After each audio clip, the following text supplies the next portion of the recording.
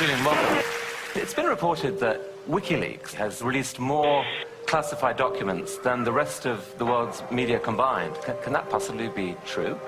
Yeah, can it possibly be true? It's a worry, isn't it? That the rest of the world's media is doing such a bad job that a little group of activists is able to release more of that type of information than the rest of the world press combined. Picking up the wound. Energetic information engage. Light them all up.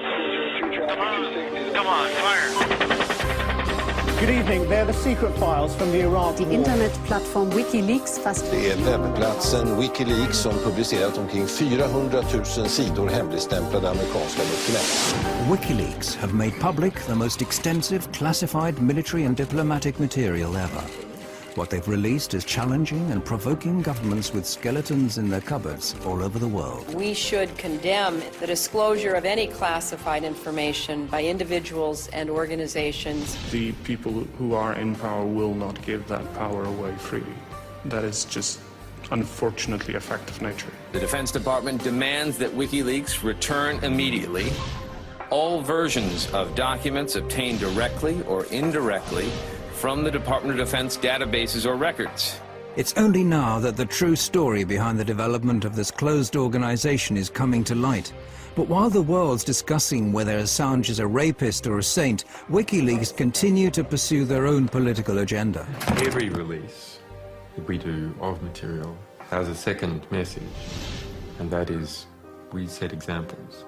If you engage in immoral, in unjust behavior, it will be found out, it will be revealed, and you will suffer the consequences. What we have here is a new breed of rebel, IT guerrillas without a national base.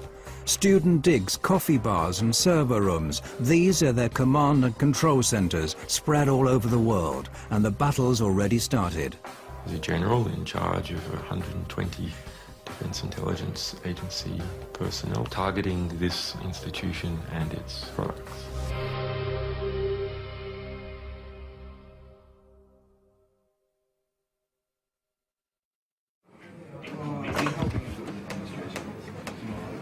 WikiLeaks have become a global force to be reckoned with in record time. It may not be easy to grasp at first, but the release of classified information is just a small step in a long-term political and ideological battle. And that leaking classified information is a weapon and not a means unto itself. The public has a right to know materials, and the historical record has a right to have materials of diplomatic, political, ethical, historical significance. If something is interfering with that process, we will undo it. He's been called the Scarlet Pimpernel of the computer age. If one were to judge him on his looks alone, you could call him a chameleon, given the frequency of his change of hairstyles during the 6 months we've been following WikiLeaks. But if you look under the surface, you'll soon discover that Julian Assange has been revolting against the powers that be for a long time. As a teenager in Australia, he called himself Mendax and got a name for himself as a highly skilled hacker. By the age of 21, he found himself in court pleading guilty to some 20 different charges of hacking. Yeah, I mean, we had a back door in the US Military Security Coordination Center. This is the peak security for controlling the security of MILNET, the US military internet. We had total control over this for 2 years. The US space agency NASA is one of the victims of the Melbourne computer hacking syndicate. American investigators, including the FBI, contacted Australian authorities with their suspicions. The court was told the men even tampered with the police investigation into hacking at the ANU. The judge, seeing Assange as just an inquisitive young man, fined him a symbolic sum and released him. However, the trial added further fuel to Assange's feelings about the importance of unrestricted information. Together with some friends, he sets up one of Australia's first internet suppliers and gives people with politically sensitive viewpoints a platform from which to publish their opinions. But when one of his customers publishes secret Scientology manuals, this prompts aggressive efforts to censor him. Helen Coburn, one of the lawyers for Scientology in California, I mean, sent many letters trying to attack us, and they ended up hiring a private investigator to try and track me down, who did manage to get hold of my silent telephone line and call me up, and just as a sort of threatening maneuver. I ended up tracking down how they did that.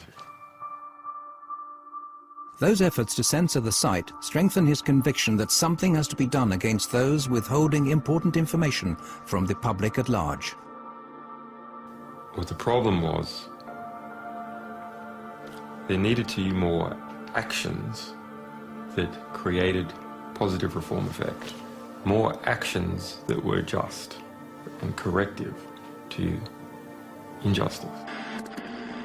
Assange sees disclosures as a preventative instrument. It warns those involved in morally questionable or criminal acts that they'll be found out and will have to face consequences. I understood the significance of disclosures for quite some time. I mean, I registered leaks.org in 1999.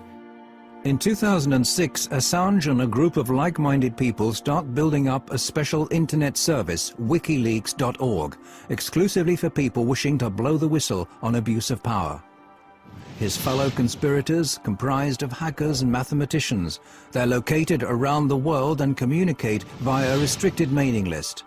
From this platform, they start defining their thoughts of building up a worldwide movement to mass publicize classified information.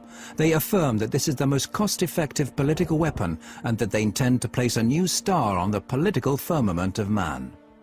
Any reform that is large-scale must be based upon information, because what else can spread other than viruses? Only information can spread and achieve large-scale reform.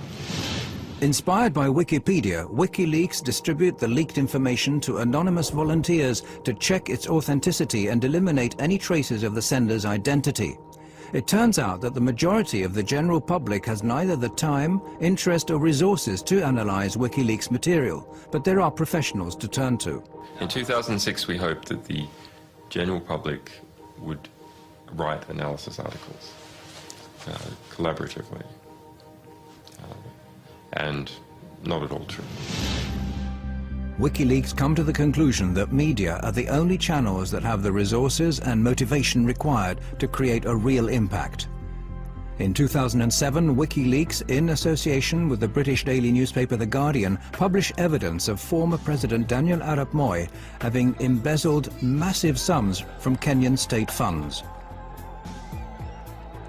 Shortly after that, they release a report about the Kenyan police's use of death patrols. This disclosure causes a great stir, but as an organization, WikiLeaks continue to remain unknown to the general public. However, the word spreads among activists far and wide on the net, eventually reaching the German Chaos Computer Club, the biggest and oldest club for hackers in the world. Well, I heard about it in late 2007 from a couple of friends. I started reading a bit more, but I started to understand the value of such a project to society. The politically engaged Chaos Computer Club has been fighting a long-term battle for free access to information. One of its members, Daniel Domscheit-Berry, is quick to recognize the common ground between his view of society and that of WikiLeaks. He quits his job as a computer consultant so as to devote all of his time to the new organization. The question is the attitude. What attitude do you have to society? Do you look at what there is and you accept that as God-given? Or do you see society as something where you identify a problem and then you find a creative solution for that problem? So it is a matter of, are you a spectator or are you actively participating in society? The Computer Club has put the skills of some of the sharpest hacking talents in the world at WikiLeaks' disposal. What's needed now is a physical haven. Hackers linked to the Swedish file-sharing site Pirate Bay have what they need: considerable technical skills in a place where freedom of speech is unusually free. A lot of the countries in today's world do not have really strong laws for the media anymore. But a few countries, like for instance Belgium, also the United States with the First Amendment, and especially, for example, Sweden, have very strong laws protecting the media and the work of investigative or general journalists. So From our perspective, this is something, if there are any Swedes here, you have to make sure that your country is really one of the strongholds of freedom of information. Sweden has an enviable, although far from perfect, record in protecting publications. It has a practical record within the past few years of protecting internet publications against censorship. And it's precisely Sweden's unique freedom of speech law that prompts Wikileaks to locate their main site in this unpretentious basement in one of Stockholm's inner suburbs. Det började med en tunneltjänst, att de skulle tunnla trafik här igenom för att kunna kringgå vissa IP-bandningar och sånt som har skett i andra länder där som inte gillar Wikileaks. Men senare så valde de att ställa även en maskin här där de publicerar materialet ifrån. PRQ offer their customers total secrecy.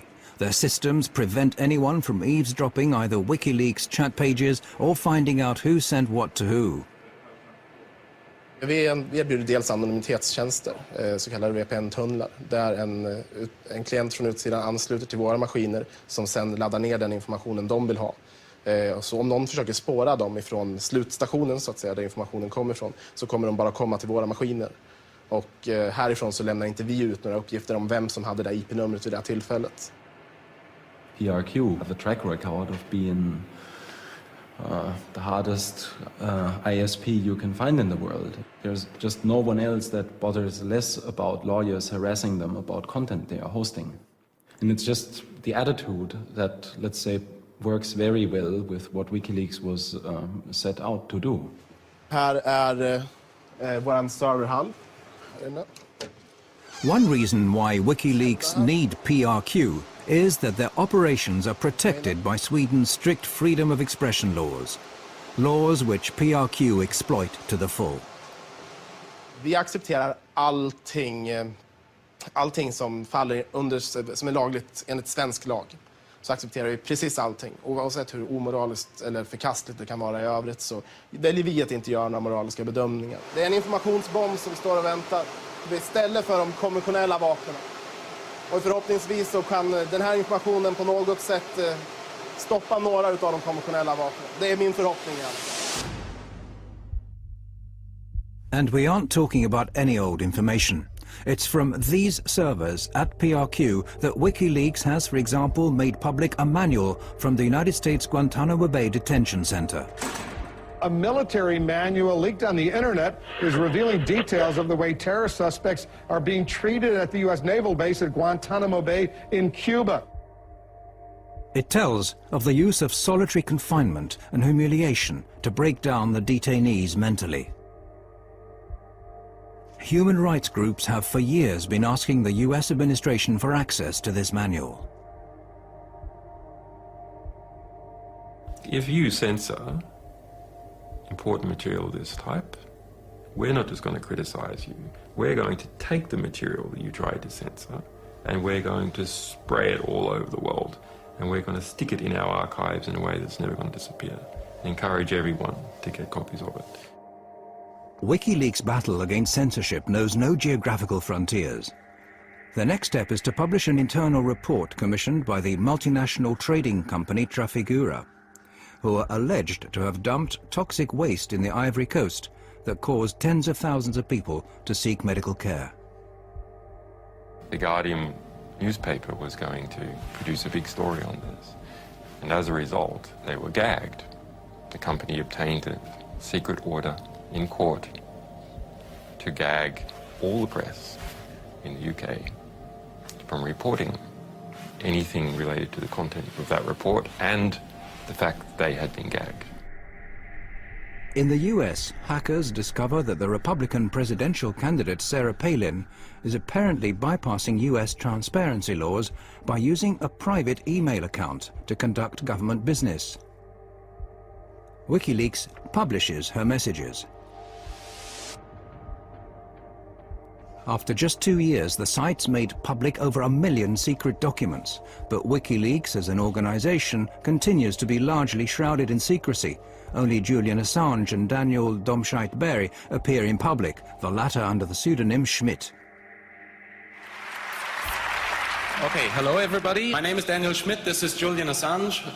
We're here to make a short presentation about the Wikileaks project. According to the National, which is something that we are kind of proud, it's one of the last quotes we had, so the National has said that we have produced more scoops in our short existence than the Washington Post in the last 30 years.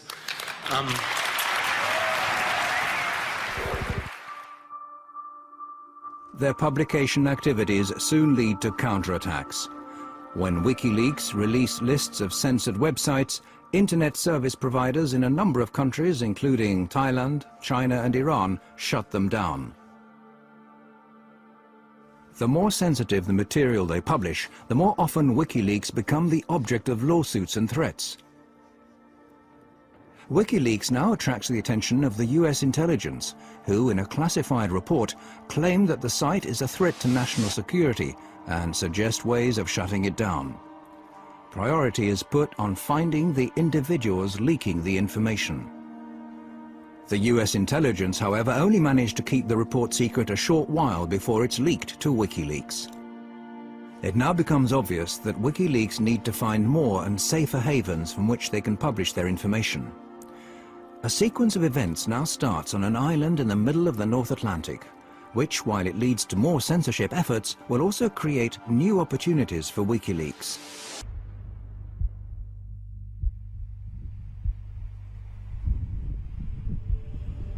October came, October 2008, and the Icelandic banking system imploded. It lost 17/18 of its mass over the course of about a week or two. It was essentially one bank per week went bankrupt. Wikileaks obtained material that show how Iceland's catastrophic bank collapses were partly due to cronyism or favoritism, carelessness and secretiveness. When this highly detailed document is put out on the net, the bank launches a counterattack. Well, the first time I heard of Wikileaks was in the beginning of August 2009. I was working as a reporter for the state television when I got a tip that this website had an important document just posted online. The document was the high-exposure loan book for the failed Kaupthing Bank. It was essentially all of the regulators had been derelict in their duties. All of the bankers had been lying about the actual state of affairs. The bank's management react in panic to the revelations and in a desperate move forced the Icelandic judiciary to resort to extreme measures. I was the first one actually to break that story. But the bank reacted in a manner that was quite interesting.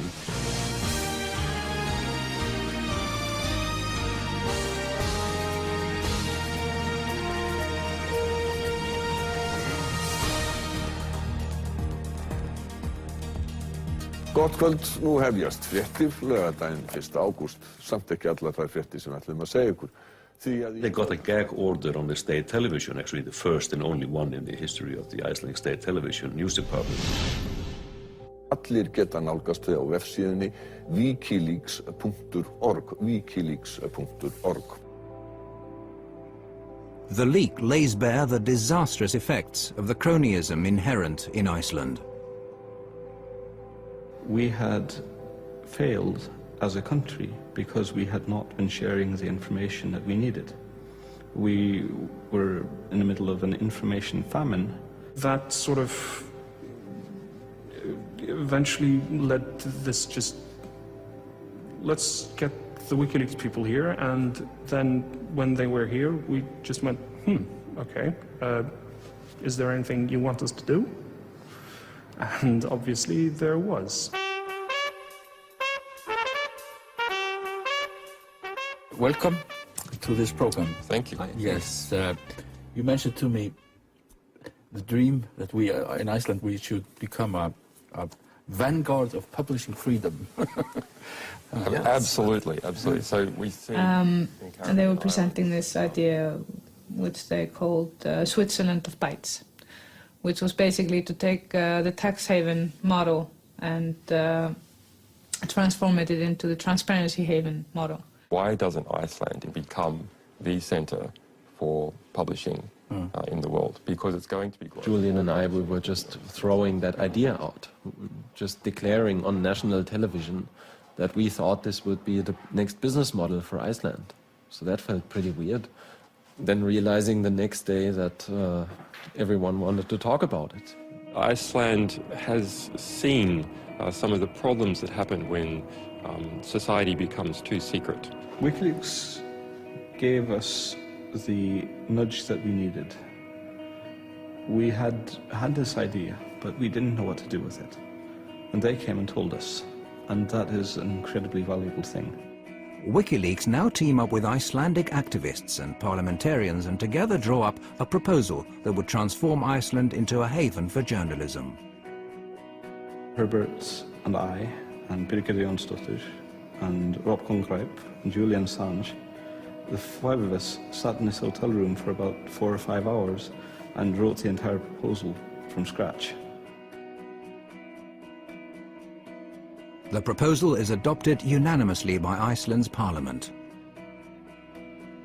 Just getting a bill accepted in the parliament is nearly impossible. And this is actually this is a huge victory for the parliament to have a proposal of this nature passed through the parliament with everybody saying yes.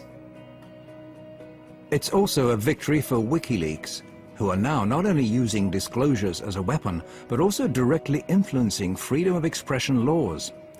The entire hacker world behind WikiLeaks is growing increasingly confident that their visions will lead to an improved society. Well, I think people that are dealing with systems, and technologically oriented people are dealing with systems, they understand systems pretty well. And if you look at society, that's just yet another system. The people involved with WikiLeaks are exactly the same as me and the other people who are fighting this fight, in that they are information activists first and foremost. They believe in the power of information and power of knowledge, and the importance of allowing everybody to have both of those.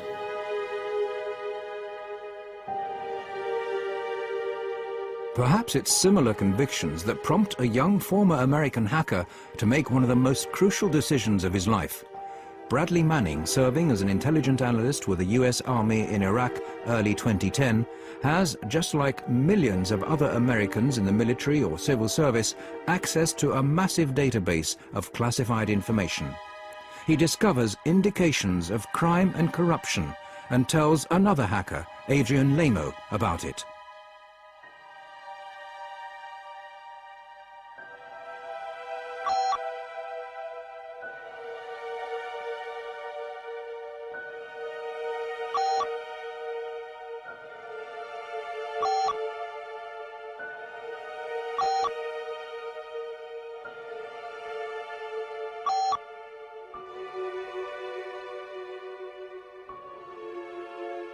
Manning writes that he sent hundreds of thousands of military and diplomatic reports to WikiLeaks, the biggest leak ever.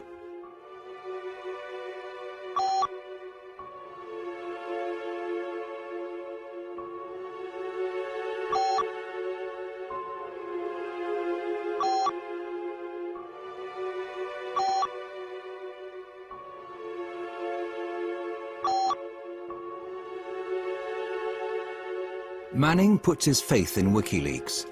However, Lemo reports their chat to the military. Manning now risks a 52-year jail sentence. Many of the facts are still unclear. One thing is certain. At this point in time, WikiLeaks received documents with the same material that Manning is charged of having leaked. We make a commitment to our sources that we will represent their material to the public to the best of our ability and achieve maximum political impact for the risks that they take. WikiLeaks are in possession of explosive material, too big in fact for them to handle alone. Assange decides to stake all of his resources in one move. were sitting at a cafe in Reykjavik, and he basically just flipped over his laptop and told me, well, you gotta see something very interesting. I was quite shocked. This was something that I recognized instantly as extremely important and strong material. This is what the crew of an American attack helicopter see while out on patrol in Baghdad. See all those people standing down there? There's a group of men on the street below. Two of them work for the international news agency Reuters. The driver, Said Shma, and the cameraman, Namir Noor Eldin. What annoys me the most is when people abuse their power and harm innocents, and they didn't actually need to do it. Hotel 26 is Crazy Horse 18. Have individuals with weapons. Radio. Request permission to engage.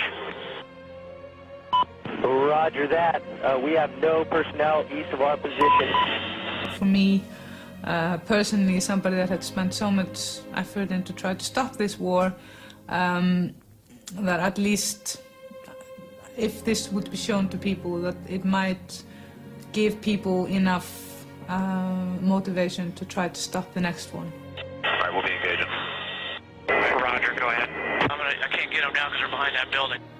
What shocked me with the video was the how the high resolution, the quality of it, the excessive use of force to shoot people with hollow 30mm bullets that are designed to penetrate armored vehicles and tanks, basically shot to pieces. Let me know when you have it. Or shoot. Light them all up. Come on, fire. Hey, Roger. Keep shooting. Keep shooting.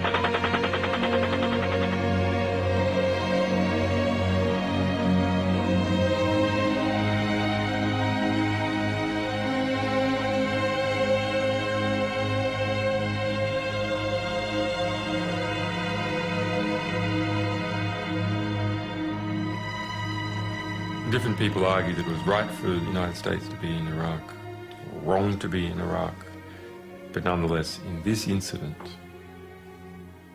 even if you argue that it was right for the United States to be in Iraq, even if it was right for them to be in that suburb at that time with a helicopter overlooking this wounded man crawling the street, it was not helpful for the United States for that wounded crawling man to be shot. Yeah, we got one guy crawling around down there, but yeah, we got definitely got some. Or shooting some more. Better. The Reuters employee, Said Shma, has been seriously wounded. He's getting up. If he has a weapon though in his hand? No, I haven't seen one yet. It is very important to offer a voice to the voiceless. Nobody really believes the people on the ground when they're trying to tell what the war crimes are occurring, and that happened to the people there. So I offered to help with this in any which way possible. Bushmaster Crazy Horse, we have individuals going to the scene. Looks like possibly picking up bodies and weapons. Let me engage. Hey, we need to stop that. We need down there. We need to stop that. You see my little... To engage. Picking up the wounded. Yeah, we're trying to get permission to engage. Come on, let us shoot. A father driving his children to school catches sight of the injured man and stops to help him.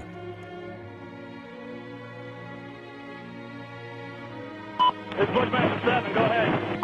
Roger, we have a black SUV or bongo truck picking up the bodies. Request permission to engage. Bushmaster 7, Roger. This is Bushmaster 7, Roger, engage. 1-8, engage. Clear. Come on. Clear. Clear. We're engaged. Why do it? Well, there's two reasons. One, because it's fun to kill people. If you've been in that environment, removed from all the effects of killing people for a long time. It's a video game, and we get a high score. The other is they brag after a kill streak about how many people they killed. They go back to base and go, hey, killed 13 today. Oh yeah, look at that, right through the windshield. Alright, there was 5 individuals in that truck, so I'm counting about 12 to 15. Oh yeah, look at those dead bastards. Nice. 2-6, Crazy Horse 1-8. When the ground troops arrive, they see that there are children in the car. Oh, it's their fault for bringing their kids to a battle. That's right. After viewing the video hundreds of times, it became almost an obsession to get the identity of the people there. We knew the identity of Namir Nureddin and Said Sma, the Reuters employees. But for me, it was important to establish the identity of the other people there, especially the children in the minivan. We decided that it was worthwhile to go there and interview them. It turns out that the children survived the attack. Herr Affenson flies to Baghdad in search of more facts.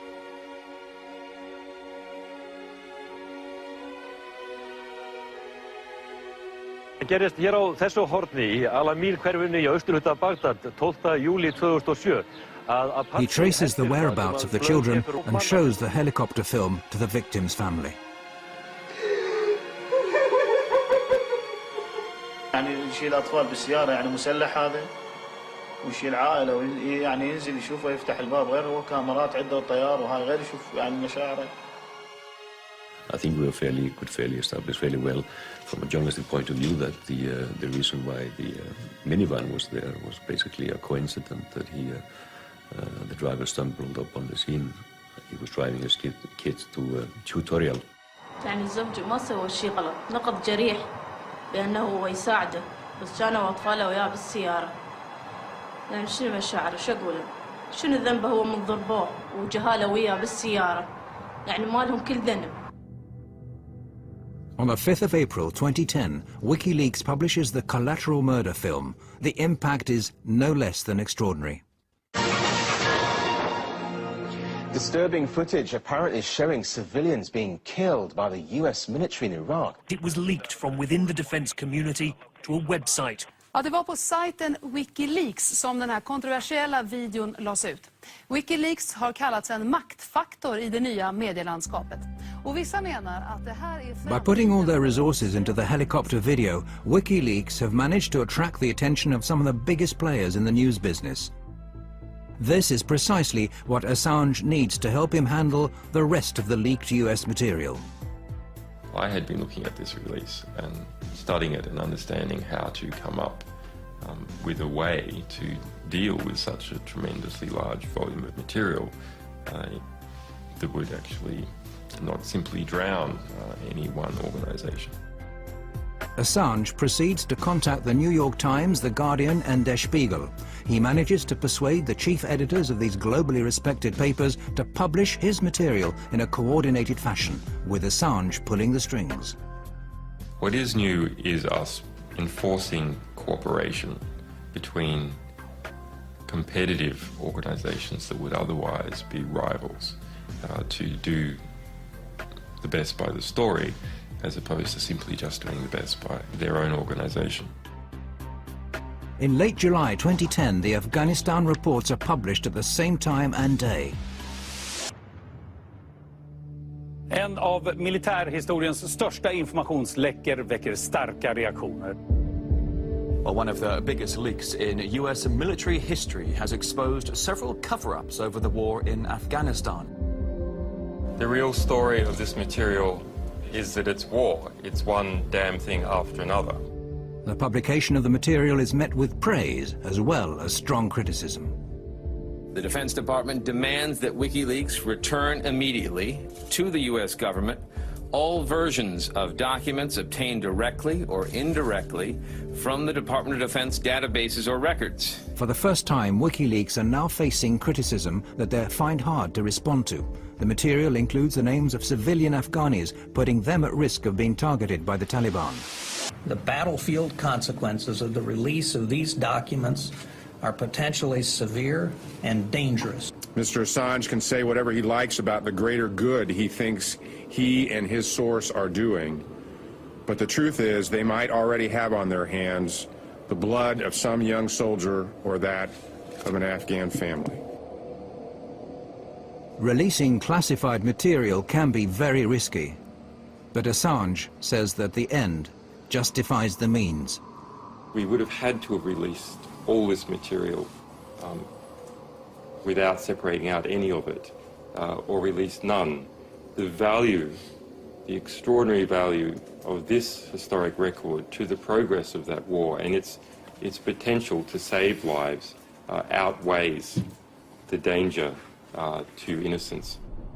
Wikileaks now takes steps to avoid making the same mistake again. Their next publication, 400,000 military reports from the Iraq War, are painstakingly edited and names removed. They also start reinforcing their network of experienced journalists. Hey. Okay, so How are you? Ian Overton is editor of the independent London-based Bureau of Investigative Journalism, who are now going to analyse the material and produce their own documentaries. There's a frantic rush of getting the best people we could on board, and we drew up a team of 25 people over a weekend, and my phone went red hot calling people.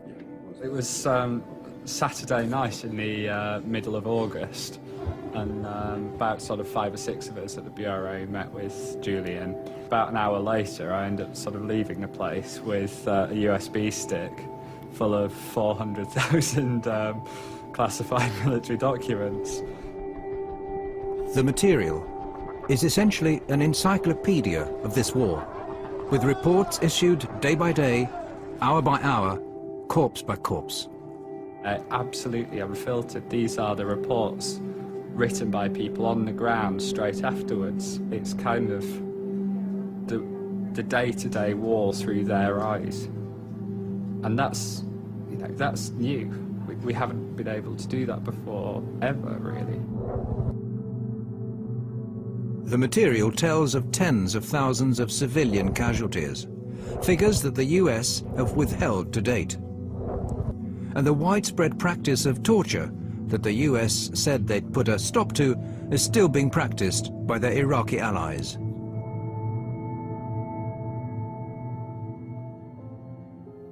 I think there are stories that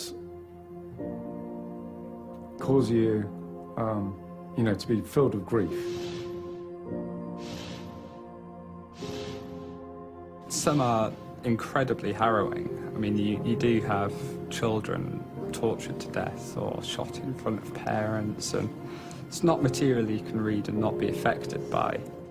When I was reading the reports, you read a young American soldier writing in a very, very bureaucratic, anodyne, sterile way about a father who's driving his children back home, and he's going too fast, and they open fire at the car. And the father, fearing that his children will be hit, calls all his children to lie on the floor. All of the children are killed, 3 children. And the way it's written up is, it's called an escalation of force. I know. It's not an escalation of force, it's a killing. It's horrific.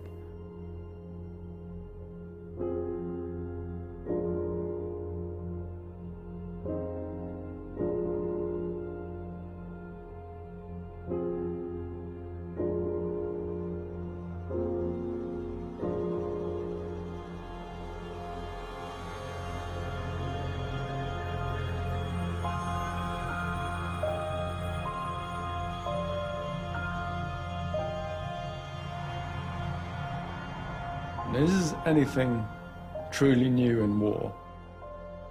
War is hell. Awful things happen.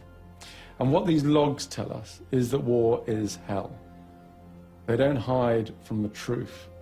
They're not spun by a military spin doctor talking in an air-conditioned conference room in the Green Zone. This is visceral, unequivocal death written in raw detail. 109,000 lives lost over the course of these reports. We're all doing what we can in something so huge that people can and hopefully will study this data for years. This is worth telling, this is worth getting out there. The lack of respect for human life runs like a common thread through the material. These images are of a helicopter crew who have just received orders to bomb a building where 3 enemy soldiers are thought to be hiding. If you'd like, Crazy Horse 1A, you could put a missile on that building. A passerby suddenly turns up. But the crew don't wait. You lost a missile. The crew could have waited until the man had passed. This is perhaps a measure of how human life was valued in Baghdad. Private cars being pursued by an attack helicopter.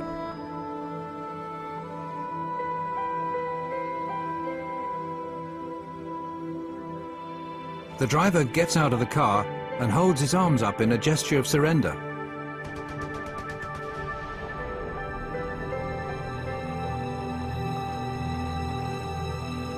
The more horrific the discovery the investigators in London make, the more they get the feeling of being threatened.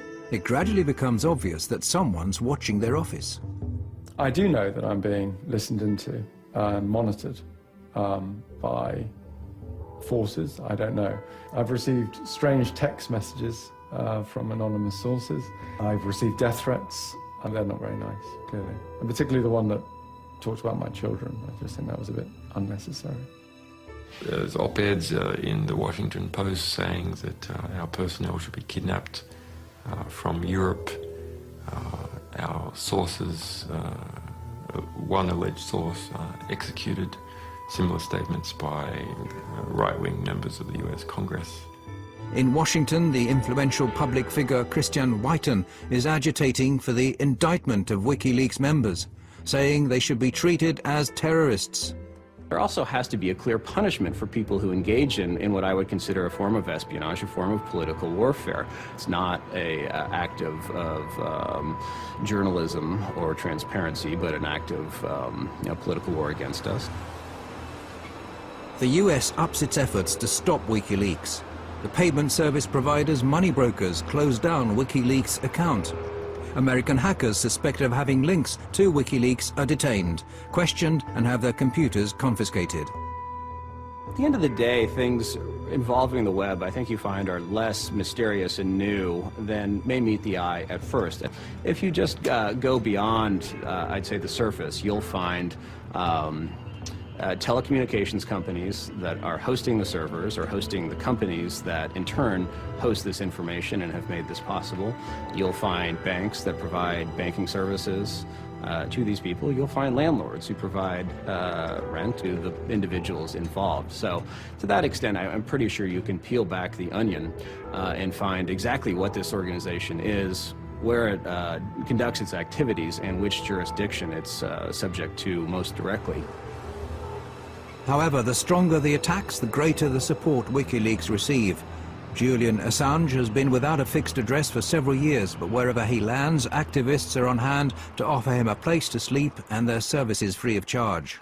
People love the idea of an out-of-control investigative journalist who's trying to take on governments. The story of some quasi-romantic fleet of foot Scarlet Pimpernel character in the form of Julian Assange darting in the cyber shadows. It's very appealing. I am very pleased to be amongst so many people I can respect. I don't think I have ever been... Assange is an ideal media figure. He's been portrayed as the Lone Ranger of the information age. Who to? Arnie. You are the only one which is sounding like a pure angel. Me? Yes. A pure angel? It's just the hair. Praise and prizes have been poured over WikiLeaks. Time magazine has included Assange on a shortlist for the world's most influential man. You should remember Solzhenitsyn's words that in the right moment, one word of truth outweighs the world. But all is not quiet on the WikiLeaks front. Assange is aware that the Iraqi material that's shortly to be released will generate even more anger. In August, he travels to Sweden. He applies for a residence permit to obtain the protection of the world's most extensive freedom of the press law. Kväll, ja, efter dagar av spekulationer så kan Rapport nu avslöja att Piratpartiet tar över ansvaret för säkerhet och drift av sajten Wikileaks dataservrar. Does this mean that Wikileaks is becoming even more Swedish? I hope so. To start with, everything goes well. Julian Assange is welcomed with open arms. He's invited to major political and trade union venues. And there are calls that he should be awarded the Nobel Peace Prize. Julian Assange gör en blixtvisit i Stockholm och när svenska medier får höra om besöket börjar telefonerna gå varma.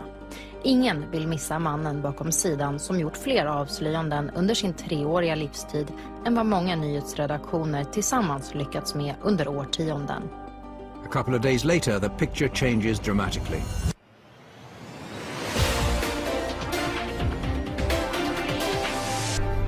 Åklagare har nu beslutat att inleda en förundersökning mot Wikileaks-grundaren Julian Assange. Wikileaks grundare Julian Assange förhördes igår kväll. Swedish authorities have issued an arrest warrant for Wikileaks founder Julian Assange. He's accused of rape and molestation. On the 20th of August, Assange is accused of rape. The alleged crime is immediately leaked to the world press. Behind the accusation are 2 women who had casual relationships with Assange. The women don't make any public statements, but the important evening paper Aftonbladet publishes an anonymous interview with one of them, which states that what started as voluntary sex subsequently became what she described as abusive. But she's not afraid of him, and he's not violent. All right, Julian Assange, the WikiLeaks founder and the target of the rape allegations, joins me now on the line. Thank you so much for speaking to us, Mr. Assange. What do you think about this? Clearly it is a smear campaign of some kind. Well, I came to Sweden as a refugee publisher involved with a extraordinary publishing fight with the Pentagon where our people were being detained with an attempt to prosecute me for espionage. So I'm unhappy and disappointed with how the Swedish justice system has been abused. Assange says he never forced anyone to have sex and that the judicial system has been misused. He implies that he's a victim of personal revenge and US pressure. That troubled a lot of us that had worked with the organization, the way this case was mixed with WikiLeaks. And the way, of course, there must have been a party at the American embassy in Sweden when they read these news. It's like, yes, we don't have to do anything except just to pass this on. But whatever the truth is, a shadow has now been cast not only on his but also WikiLeaks' name. The rape allegations lead to a storm of protests from WikiLeaks. WikiLeaks has become the sensation because the 2 last big scoops, and the only scoops that have been actually played into the hands of the mainstream media, are sort of WikiLeaks versus the US or Julian Assange versus the Pentagon. This is not what WikiLeaks is about. It is a site that focuses on all sorts of leaks from all over the world. It has weakened the organization. That is my perception. Too much focused on one person, and one person is always much weaker than an organization. The difference of opinion began when Assange decided to put all of WikiLeaks' resources into the giant American disclosures. And it's now grown into a serious source of discontent regarding how the organization should be run. I think the wisest thing to do would have been to to do this, slowly, step by step, to grow the project. That did not happen. What happened was to pick out the biggest releases, to release these, to put all effort, all resources, everything we had into producing these releases. Other voices join in the criticism, some through anonymous media interviews, and now it's Assange's turn to look for leaks. This is an extract from a chat between Domscheit-Berry and Assange.